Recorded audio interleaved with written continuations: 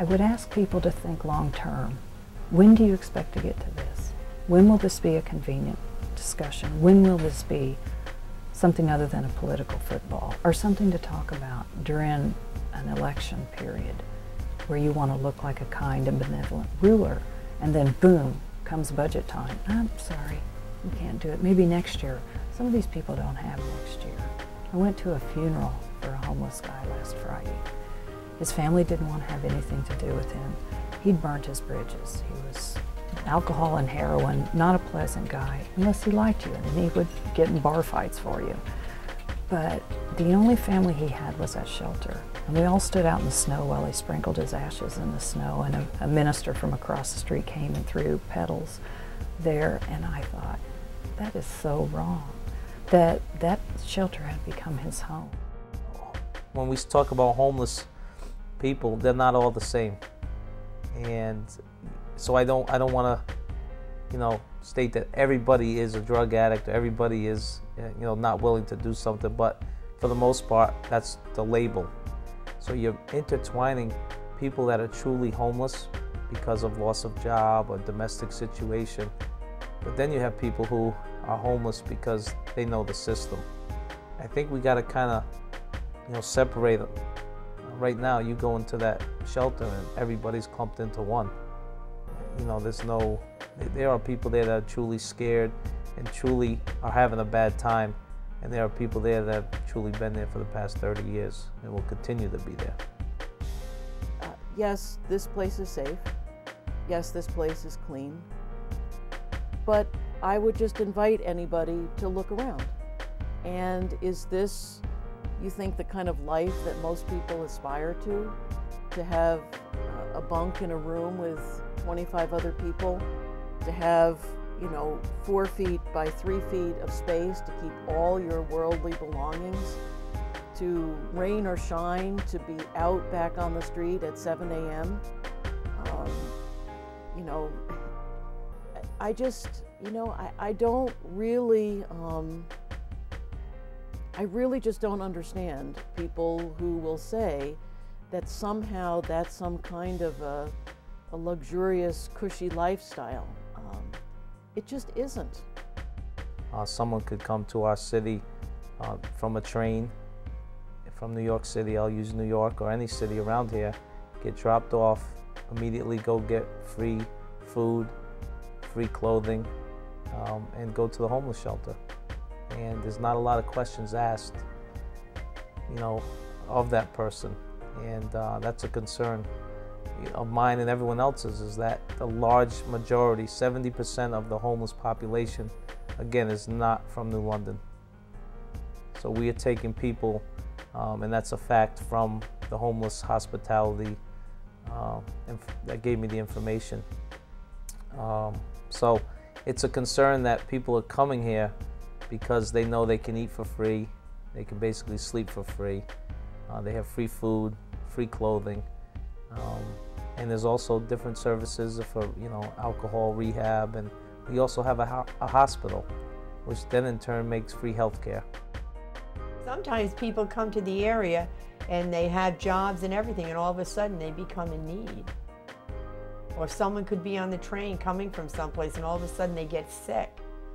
What are you supposed to do? Tell the man on the train to bring him to the next town? You can't. People sometimes become in need or very productive all their life, and then all of a sudden they don't have a job anymore. So what are we supposed to do? Ship them to Groton or Waterford so that we can get rid of the problem? You've got to face these problems. This is life.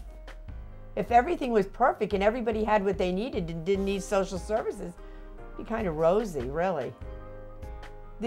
People don't realize people have always been in need. It's just that there's so many people in need now that people are taking note of it. Social services was gutted out of this city's infrastructure, and 75 years of knowledge was thrown away because a careless city manager who lied and built his protected budget on the back of the weakest citizens and his care are poor. We had as many, there were nights when we had 10 people. We had 6 in here, 4 in the other van, and everything else, and we had to move it so it wasn't illegally parked, and somebody was to drive it to make sure nobody got asphyxiated or anything else like that, had the heater in there and everything else like that. George never talks about, he was a humble man that really helped with my putting this ministry together. Absolutely sweet soul of a man, and you know, he started with me in the park, just a concerned citizen and obviously an artist. And he came to me one morning at Muggs's coffee shop and said, "I got to do something." People were real full. So when you were homeless, what were shelters like? They wouldn't let me in the shelter because of my past criminal record. Because of what I went to prison for, as you know. Right.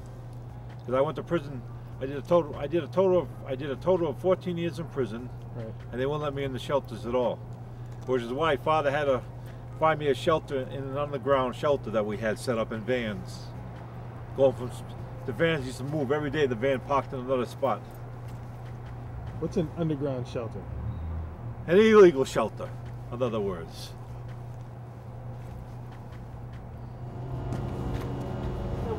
Tell you how I met Father? Yeah. As I said, one morning, 2 o'clock in the morning, I was sitting over here on a picnic table, eating my grinder. Father Russ walked down this hill, dressed all in black, carrying a shillelagh. That's how we met. It was just his walking stick. But I'm the only one that knew it was a shillelagh. No one else did. You asked him what he was doing out here at 2 o'clock in the morning? Yeah, he said God sent them. It was at the Arizona prison that I just broke in a cell. I did the down on your knees on the floor in isolation. I said, I don't want to do this anymore. I don't ever want to steal anymore. I don't care what it is. I give everything up, and you tell me what to do. That's it. I won't do nothing. I'll beg for, I'll go and get welfare. I'll go and do this. I'll live under a bridge, whatever. And, you know, I really took follow me, that's it. And from that, I went through struggles. I was medically, hurt for a long time. I got chronic stuff and everything else. But I get by. I mean, I get by without insurance. I threw all my medication away. I'd have it, but I don't, I don't have insurance. The great physician takes care of me. When I'm, this year, I think I'm 65, I'll be able to get insurance and take care of some stuff. But I've been blessed. I've been really blessed in all the stuff that I've done. I waited a long time, too. In as far as doing ministry, I mean, I did stuff. I took care of people and everything else like that out of my own desire. I studied more. I almost became a monk and stuff like that in my own searching, but I was not directed at any point to do anything. I feel like I'm going crazy, love me or hate me, who's gonna save me from myself? When I feel like there's no one else, when it feels like there's no one left to keep my feet on the ground.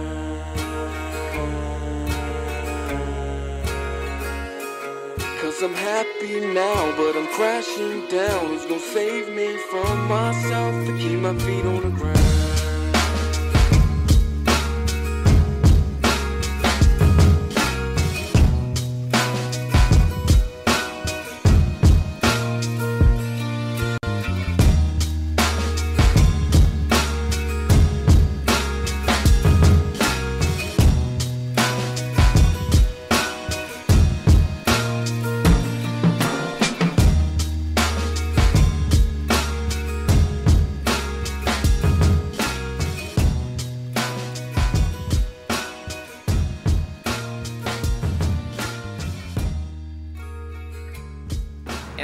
And I got to say, this is not my ministry.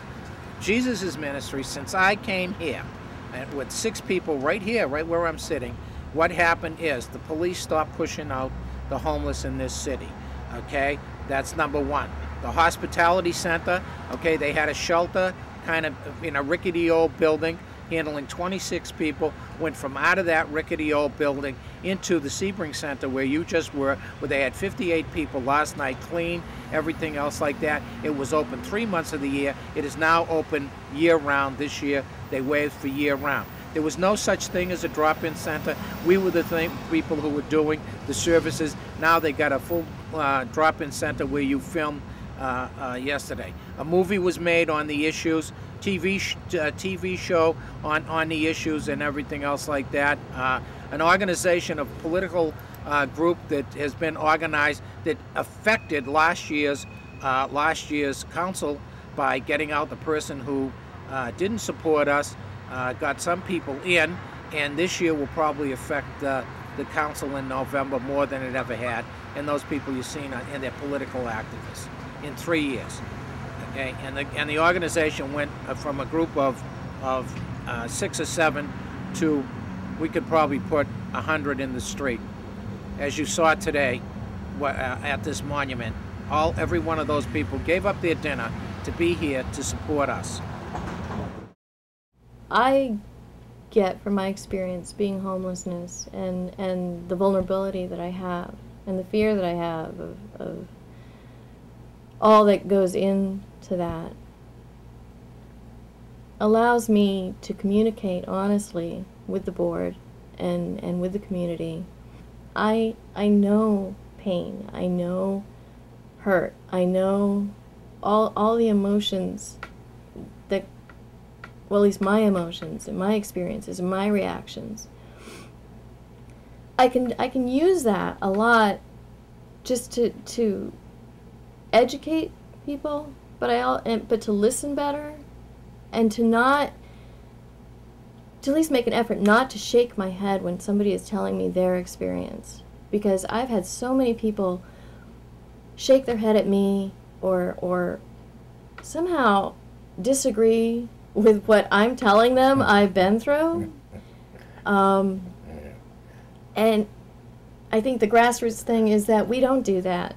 We have the grass. When you're in the grass, you're down with the shit, and you're down with everything else that's in the grass, the razor blades, the needles, and you know the smell and the taste of everything that's down in that grass. And it's a realness that we all bring to the table, that I can bring honest experience and develop new ideas and thoughts of what would work with me.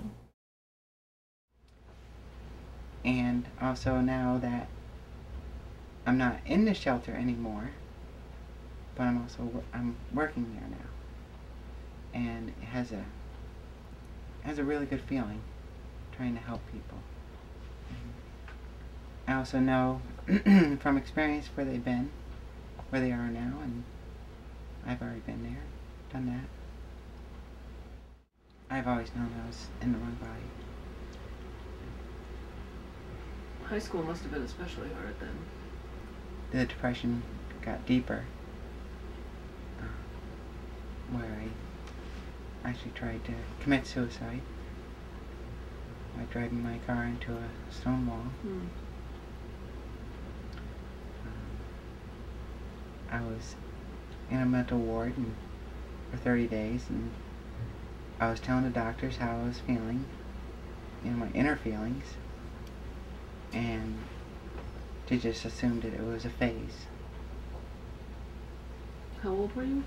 19.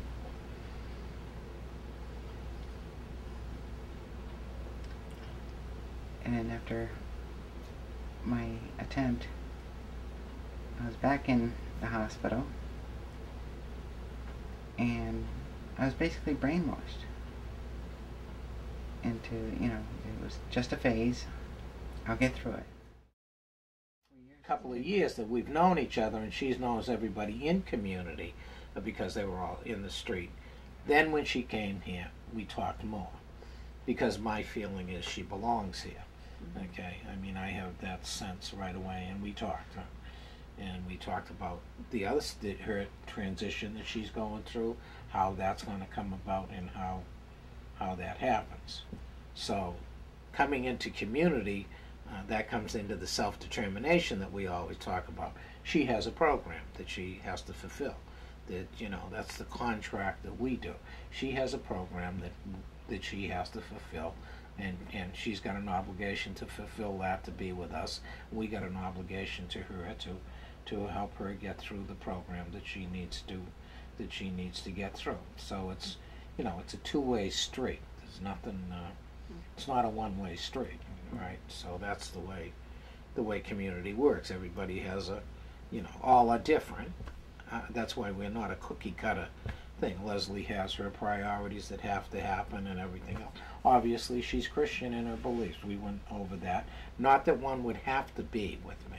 That is not a, you know, that's not a priority with me. It's wonderful when the people who believe that in Christ and are there with Christ, and then many feel that they were sent here. And she shakes her head as they, and which is very key.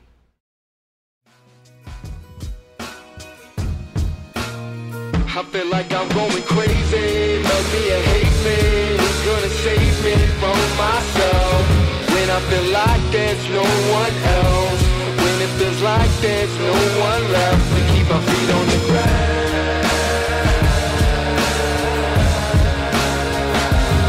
'Cause I'm happy now, but I'm crashing down. Who's gonna save me from myself to keep my feet on the ground?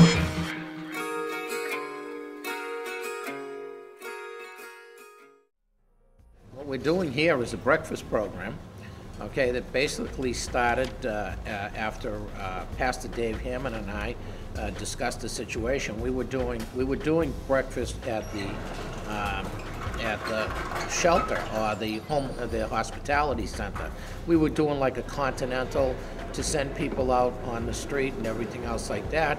And Dave suggested that we do it at the church here, that we do a regular breakfast, and you know, if I wanted to do it, he had a fund, the church had a fund called a Tinker Fund, and they had the finances to supply the eggs and the, you know, the small breakfast we put out. And he asked if my staff, because he knew my staff was doing it at the other place, if we could get together and my staff do it. And I said, yeah, sounds good. Tell me what you guys are doing here. Cleaning it up, painting it, making our own little garage, doing body detailing and other things. And what's the hope eventually? What's this going to become? A garage. Garage? Our own little garage for the grassroots. So the Grassroots Coalition will have its own garage? Yeah. Doing detail work, maybe some tune-up, oil changes, little body work maybe. You like that kind of work? Yeah, be different. Done detailing before on inside of work of cars. What do you like better, the kitchen or the garage? Doesn't matter as long as it's work. Good evening, and thank you again for letting me in your home. We're Street Talk again, and with me tonight, obviously, my co-host and the vice president of our organization, Tambria Moore, sitting beside me. And tonight we have Deacon Kent from First Congregational Church, and the deacon is here, and we're going to ask him about the food program that we're doing down there. But before I get into that, I just want to say something about the vote that went on yesterday. Very, very disappointed. 81% of the voting population didn't come out. That is really terrible. You can't do anything if you don't vote. Okay, voting means power. And it's really upsetting, and the people like us, myself and others who are poor, if you don't vote, we're not going to get anything. And you need to vote. And I don't know how to tell you, and I don't know what to do, but people need to get out and vote if you want to change anything. Otherwise, it stays the same. So that's